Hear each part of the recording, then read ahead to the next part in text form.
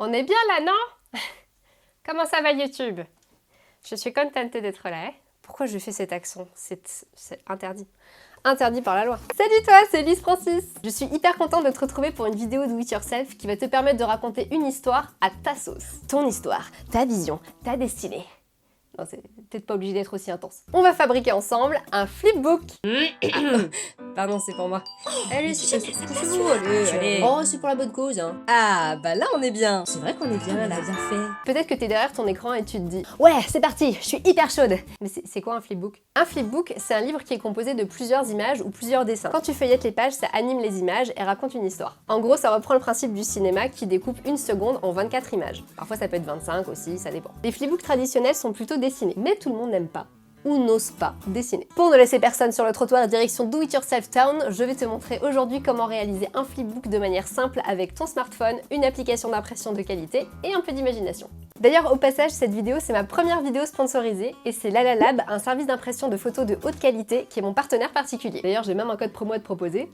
Je te donne rendez-vous à la fin de la vidéo. Allez, c'est parti Henri. On dirait que je dis Henri, mais c'est Henri. C'est parti Henri. Ça était bien pourtant cette blague. Première étape, trouve une histoire. Pour faire un flipbook cool, il faut commencer par imaginer une histoire cool. L'idée c'est bien sûr de ne pas te compliquer la vie, personne n'attend de toi que tu sois le prochain James Cameron. Ça peut être super simple, comme toi qui agite la main, qui l'ouvre avec un mot écrit dedans, qui saute en l'air. Tu peux vraiment tout faire. Le ski c'est la limite, comme on dit. Moi je profite de cette vidéo pour faire un flipbook de l'amour. Je vais faire un bisou qui donne naissance à un cœur. Étape 2, décompose ton histoire. Allez, c'est parti pour la réalisation. Tu peux avoir un flipbook d'autant d'images que tu veux, mais pour avoir un effet fluide, je te recommande d'en avoir au moins 24. S'il y en a que 20, au lieu de 24, j'appellerai pas la police du flipbook. 24, c'est vraiment dans des conditions optimales, mais 20, ça fonctionnera aussi très bien. Pour ce qui est de la prise de vue, le mieux c'est d'avoir un cadre fixe en posant ton téléphone sur un support. Bien sûr, c'est pas ce que moi j'ai fait, hein, c'était pour les conditions de la vidéo. Rassure-toi, si tu bouges un petit peu au moment de la prise de vue, c'est pas très grave, mais le mieux effectivement, c'est un cadre fixe. N'oublie pas d'adapter le sens de ta prise de vue au format d'impression. Et fais attention d'être bien éclairé. C'est parti pour le bisou!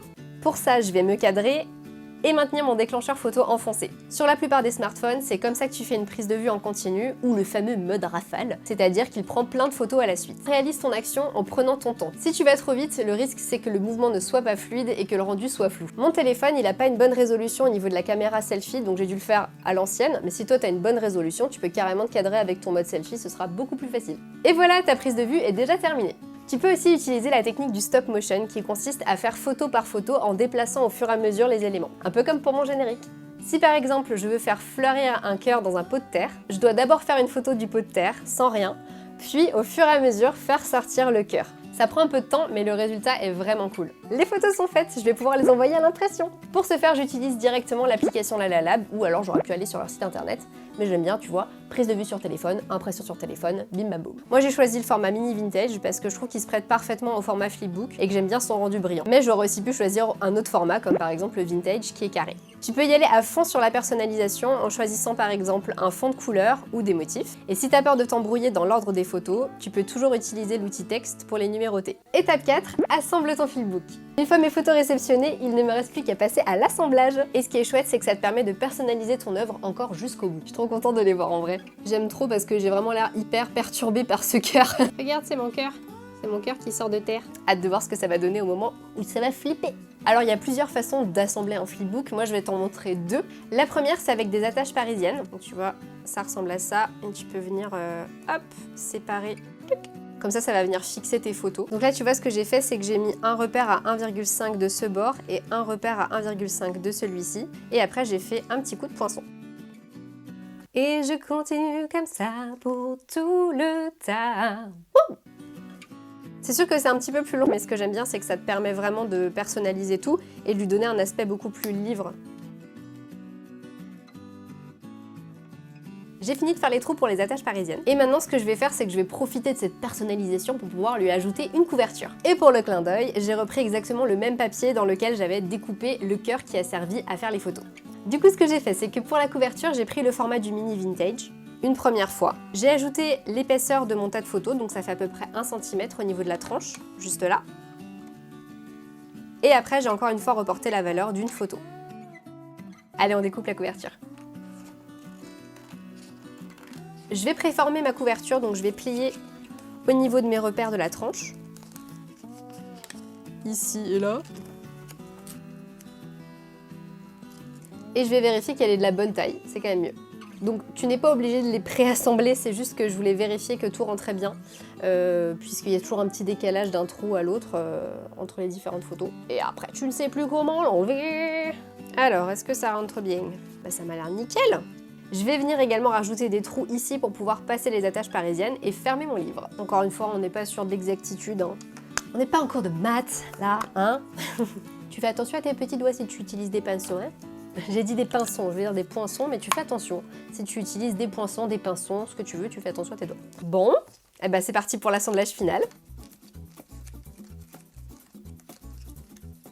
Bon, tu vois, pour finir d'envelopper la couverture, il faut juste tordre un petit peu ces attaches parisiennes pour pouvoir bien placer correctement la couverture sans encombre. Et après, hop, tu peux venir les remettre droites. Pour pouvoir sceller cette reliure, il faut simplement ouvrir les attaches parisiennes et les plaquer, comme ça, ça maintient tout ensemble. Et voilà! Ta ta ta ta! Il ne me reste plus qu'à trouver un nom à mon flipbook et aussi à décorer autant que je veux, autant que tu veux, autant qu'on veut. Fais-toi plaisir. Disons, l'amour vole partout. La deuxième technique hyper simple à faire pour pouvoir relier ton flipbook, c'est de simplement utiliser une pince. Voilà, donc tu viens faire un bon tas bien droit. Ce qui est cool aussi, c'est que ça te permet d'être encore plus précis que ce que je viens de faire avec les attaches parisiennes. Et t'as vraiment juste à clipser, hein. Pas trop près de la photo, histoire de te laisser un peu de marge. Et voilà. Pour le dernier paquet où j'ouvre le point, je vais simplement faire un mix entre la couverture de la première reliure et la pince de l'autre. Et bien sûr, tu peux faire n'importe quelle reliure, tu peux le faire avec une perforatrice, en rajoutant une petite cordelette, tu peux le faire avec ce que tu veux. Pense juste à serrer bien fort pour pouvoir facilement tourner les pages. Si tu veux mêler photos et dessins, c'est carrément possible. Tu peux par exemple venir rajouter un dessin au Posca. Autour de mon petit cœur là qui a fleuri, je lui ai rajouté des traits pour l'animer.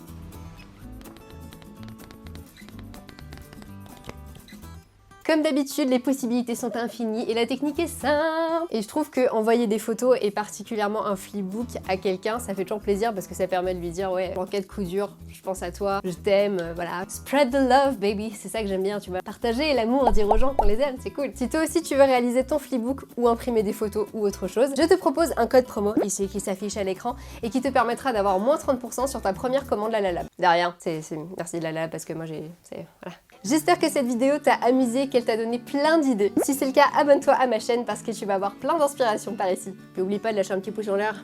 Au passage, ça fait toujours plaisir. Et comme à chaque fois, ça me fait super plaisir quand vous me partagez vos créations, donc n'hésite pas à utiliser le hashtag EliseFrancis sur Instagram pour que je vois ce que tu as fait de beau. Je te dis à la semaine prochaine, lundi 18h, ici sur la chaîne Elise Francis. Salut! Et c'est la Lab. Et c'est dur à dire. Fluide dans le mouvement, fluide dans le mouvement, fluide dans le mouvement. Assemble.